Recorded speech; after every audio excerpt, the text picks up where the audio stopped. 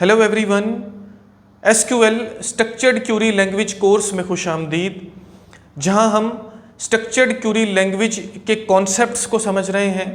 हम practically SQL curies की help से चीज़ों को प्रैक्टिकली परफॉर्म करके सीख रहे हैं। फ़िलहाल के लिए हम एसक्यूएल क्यूरीज को बेसिक समझ रहे हैं कि एसक्यूएल क्यूरी काम कैसे करती है। हम एक तरह से ये देख रहे हैं कि एसक्यूएल क्यूरीज कितनी सिंपल हैं। तो हम हमारा पहला टेबल क्रिएट करने जा रहे हैं। सबसे पहले हम सिंटैक्स को समझेंगे, थोड़ा सा कॉन्सेप्ट की बात करेंगे, फिर हम हमारी लैपटॉप स्क्रीन पर प्रैक्टिकली हमारा फर्स्ट टेबल क्रिएट करेंगे। हमारी प्रीवियस वीडियो में हमने डेटाबेस क्रिएट करना, डेटाबेस को डिलीट करना, डेटाबेस को यूज़ करना सीखा। फिलहाल के लिए आप डेप्थ में नहीं जाओगे। आपने वो चीज़ें जो हम टेबल क्रिएट करने के लिए यूज़ कर रहे हैं, आपने उनकी डेप्थ में नहीं जाना। आपने सिर्फ ये देखना है कि एसक्यूएल क्यूरी काम कैसे करती है। हमारे आने वाली वीडियोस में हम जो भी चीज़ें उस क्यूरी में, उस सिंटैक्स में जो हम टेबल को क्रिएट करने के लिए यूज़ कर रहे हैं, हम उन सभी चीज़ों को बड़ी डिटेल में समझने वाले हैं। समझ आपको अब भी आएगी, लेकिन अगर आपको 100% वो चीज़ें क्लियर नहीं है जो हम इस क्यूरी में यूज़ कर रहे हैं, तो आपने उसमें परेशान नहीं होना। फॉर एग्जांपल, हमारे पास एक डेटाबेस है कॉलेज की, और उस कॉलेज के डेटाबेस में हम एक स्टूडेंट नाम का टेबल क्रिएट करना चाहते हैं। जैसा कि एक टेबल आपको यहाँ पर नज़र आ रहा है, ये स्टूडेंट नाम का एक टेबल है। इस टेबल के 4 कॉलम्स हैं। सबसे पहला कॉलम है रोल नंबर, दूसरा जो कॉलम है वो है नेम, और तीसरा है कोर्स, और चौथा है एज। हमको एसक्यूएल क्यूरी की हेल्प से इस टेबल को क्रिएट करना है कॉलेज की डेटाबेस में। तो हम इसको कैसे क्रिएट करेंगे, इसकी क्यूरी को थोड़ा सा समझना है। तो सबसे पहले हम सिंटैक्स को समझते हैं। सबसे पहले हमको क्या करना है, हमको यूज़, उसके बाद डेटाबेस का नाम लिखना है।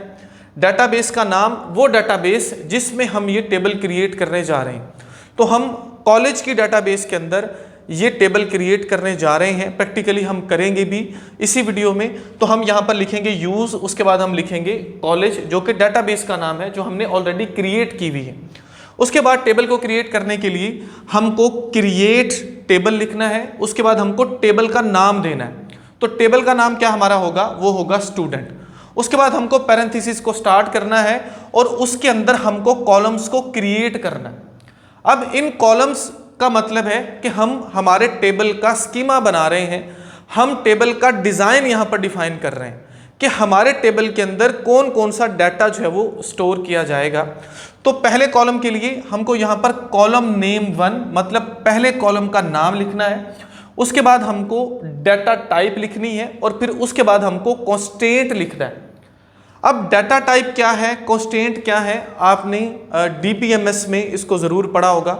अगर आपने इसको नहीं पढ़ा हुआ, तो मैंने जैसे पहले बताया कि हमारी नेक्स्ट वीडियो में हमने इन चीज़ों पर बड़ी डिटेल में बात करनी है।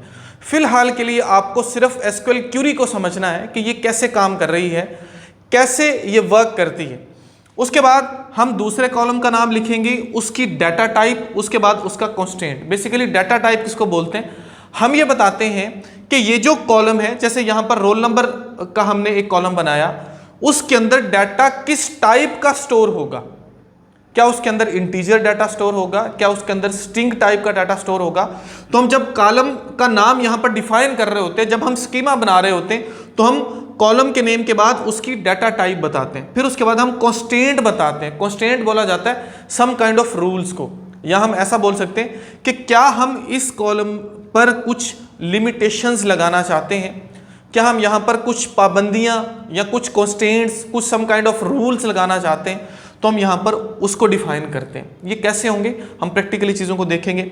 दूसरे कॉलम का नेम, उसकी डाटा टाइप, उसके कांस्टेंट्स।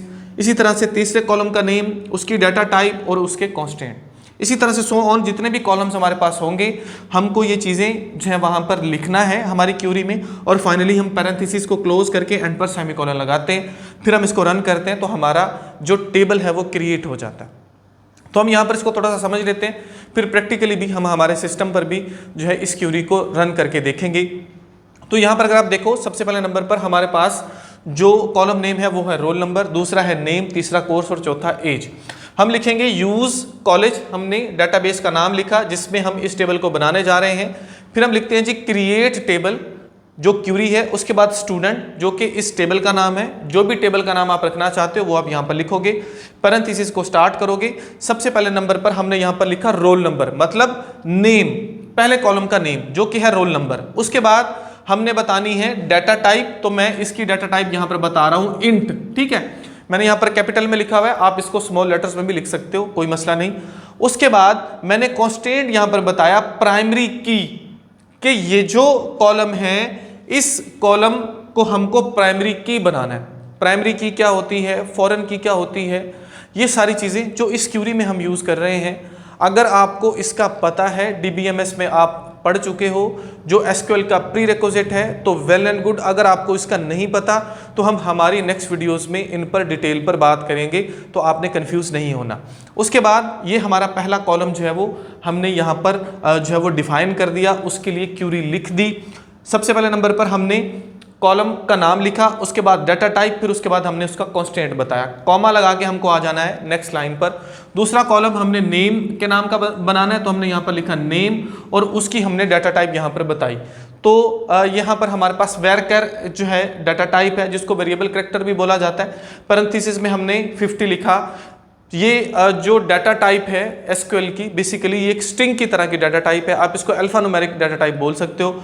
50 हमने इसलिए लगाया कि यहाँ पर जो नाम है उसके 50 कैरेक्टर्स जो हैं वो लिखे जा सकते हैं। उसके बाद हमारे पास आ गया जी थर्ड नंबर पर कोर्स, कोर्स का नाम, उसके बाद उसकी डाटा टाइप हमने बताई और हमने वहाँ पर 20 लिखा कि जो है यहाँ पर जो कोर्स है उसमें जो अल्फ़ाबेट्स हैं वो 20 मैक्सिमम आ सकते हैं, उससे जो है वो ज़्यादा नहीं हो सकते। उसके बाद फोर्थ नंबर पर एज, उसकी डाटा टाइप और हमने वहाँ पर कांस्टेंट लगाया नॉट नल, मतलब कोई भी यहाँ पर सेल, या आप बोल सकते हो किसी भी इंडिविजुअल के लिए उसकी एज वाला जो खाना है वो खाली नहीं होना चाहिए, ठीक है।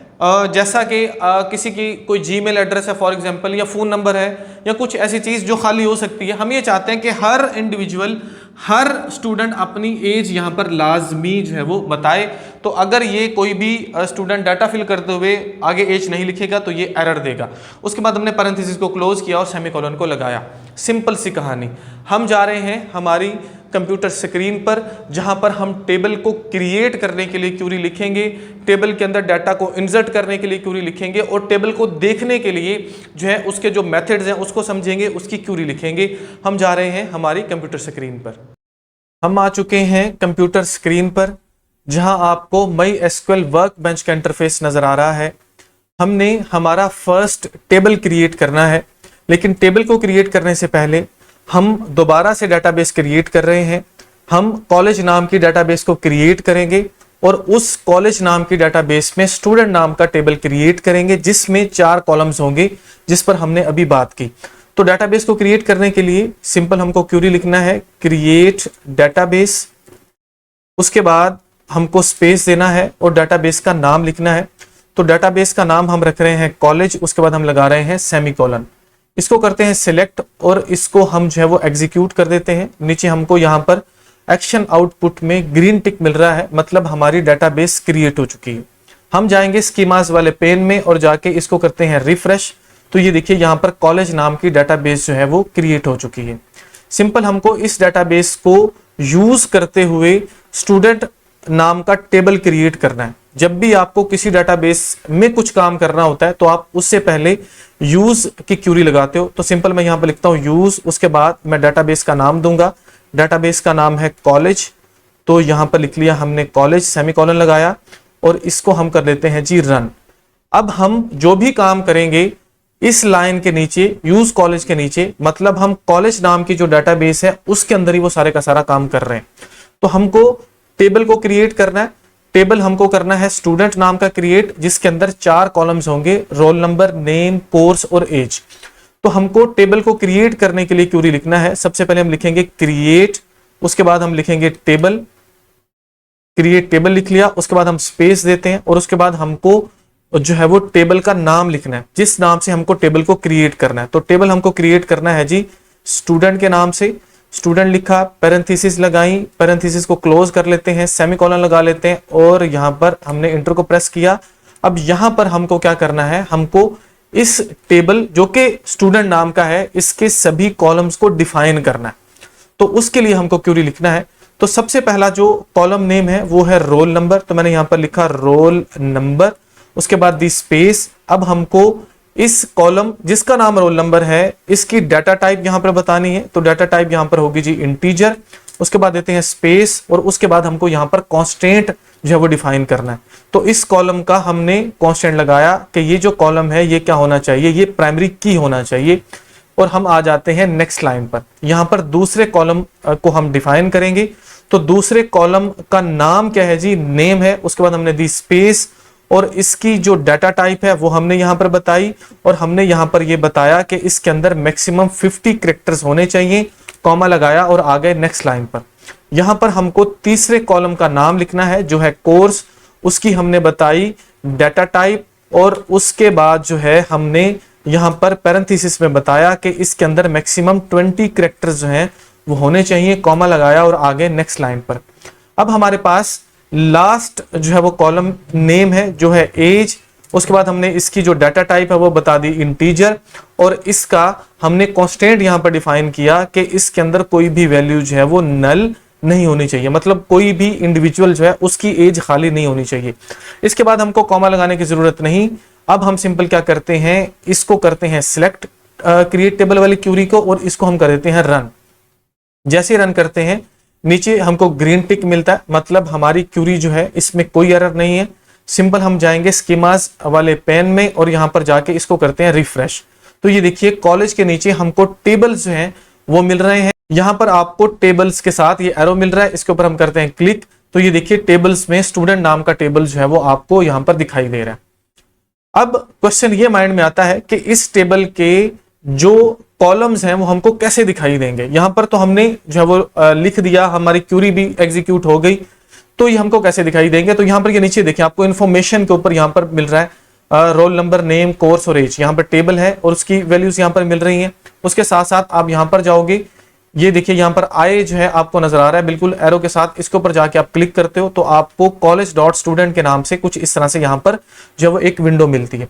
यहां पर बहुत सारे ऑप्शंस हैं, आपको जाना है कॉलम्स में, यहां पर आपको सभी कॉलम के नेम जो है वो यहां पर दिखाई देते हैं। ठीक हो गया, अभी के लिए हम इसको क्लोज करते हैं। टेबल को हमने क्रिएट कर लिया। अब हम यहां पर इस टेबल में कुछ वैल्यूज इंसर्ट करके देखते हैं ताकि अच्छे से कहानी हमको समझ आ पाए। तो उसके लिए मैं यहां पर इंसर्ट क्यूरी को यूज करूंगा। हमको क्या करना है, हमको यहां पर जो है वो इंसर्ट, उसके बाद लगाना है इनटू, उसके बाद हमको देनी है स्पेस और हमको टेबल का नाम बताना है। तो टेबल का नाम है जी स्टूडेंट, तो मैं यहां पर लिख लेता हूं जी स्टूडेंट। टेबल का नाम दे दिया, स्पेस दी और उसके बाद हमको लिखना है वैल्यूज और पैरेंथेसिस लगाना है। अब पैरेंथेसिस में हमको सभी कॉलम्स की वैल्यूज को एंटर करना है। सबसे पहला कॉलम है रोल नंबर, तो रोल नंबर है फॉर एग्जांपल 12, लगाया कॉमा, स्पेस दी। दूसरा कॉलम है नेम, तो नेम हमको हमेशा लिखना होता है जी डबल कोटेशंस में, तो नेम है जी माजिद, डबल कोटेशन को किया क्लोज, कॉमा लगाया, स्पेस। उसके बाद है कोर्स, फॉर एग्जांपल कोर्स है जी इंफॉर्मेशन टेक्नोलॉजी IT, कॉमा लगाया, स्पेस दी और एंड पर है एज, एज है फॉर एग्जांपल 25। इसको करते हैं क्लोज और यहां पर हम लगा देते हैं सेमीकोलन और हम इसको करते हैं सिलेक्ट। सिलेक्ट करने के बाद हम इस क्यूरी को करते हैं रन। जैसे ही रन करते हैं तो हमारा ये जो डाटा है ये स्टूडेंट वाले टेबल में इंसर्ट हो चुका है। तो हम क्या करते हैं, 2-3 स्टूडेंट्स का डाटा एंटर कर लेते हैं, इसको करते हैं कॉपी, नेक्स्ट लाइन पर जाते हैं और जाके इसको कर देते हैं पेस्ट और यहां पर हम नेम को चेंज कर देते हैं, बल्कि हमारी प्राइमरी की है रोल नंबर, इसको भी चेंज करना होगा। 13 यहां पर लगाया, नेम यहां पर माजिद की बजाय हम लिख देते हैं अली और एज और कोर्स इनका सेम हो सकता है, कोई प्रॉब्लम नहीं है। इसको भी करते हैं सिलेक्ट और इसको कर देते हैं रन। डाटा हमने इंसर्ट कर लिया। अब हमें इस डाटा को देखना है, हमको इसको रिट्रीव करना है, डिस्प्ले करना है। तो उसके लिए हम एक और क्यूरी लगाने जा रहे हैं जो है सिलेक्ट क्यूरी। यहां पर हम लिखते हैं सिलेक्ट, उसके बाद देते हैं स्पेस, उसके बाद हम लगाएंगे स्टार, उसके बाद हम यहां पर लिखेंगे फ्रॉम और उसके बाद हम लिखेंगे टेबल का नाम। तो मैंने यहां पर लिख लिया जी टेबल का नाम जो कि है स्टूडेंट और यहां पर हम लगाते हैं टर्मिनेटर और इसको करके सिलेक्ट और हम इसको रन कर देते हैं। जैसे हमने इसको रन किया, ये देखिए यहां पर हमारे पास जो है वो स्टूडेंट 1 जो टेबल है उसका डाटा यहां पर आपको देखने को मिल रहा है। ये देखिए roll number, name, course, age और उसके अगेंस्ट जो हमने डाटा यहाँ पर इंटर किया है वो डाटा आपको यहाँ पर नजर आ रहा है। तो होपफुली यहाँ तक जो कॉन्सेप्ट है वो आपको समझ आया होगा। आप प्रैक्टिकली खुद के पास दोबारा से डाटाबेस को क्रिएट कीजिए, उसमें टेबल को क्रिएट कीजिए और उसमें डाटा को इंसर्ट करके देखिए और डाटा को दोबारा से डिस्प्ले करके फेच करके देखिए। होपफुली चीजें आपको समझ आएंगी। वीडियो अगर आपके लिए हेल्पफुल है तो प्लीज वीडियो को लाइक जरूर कीजिए, चैनल को सब्सक्राइब जरूर कीजिए और दूसरे स्टूडेंट्स के साथ जरूर शेयर कीजिए। Thank you so much.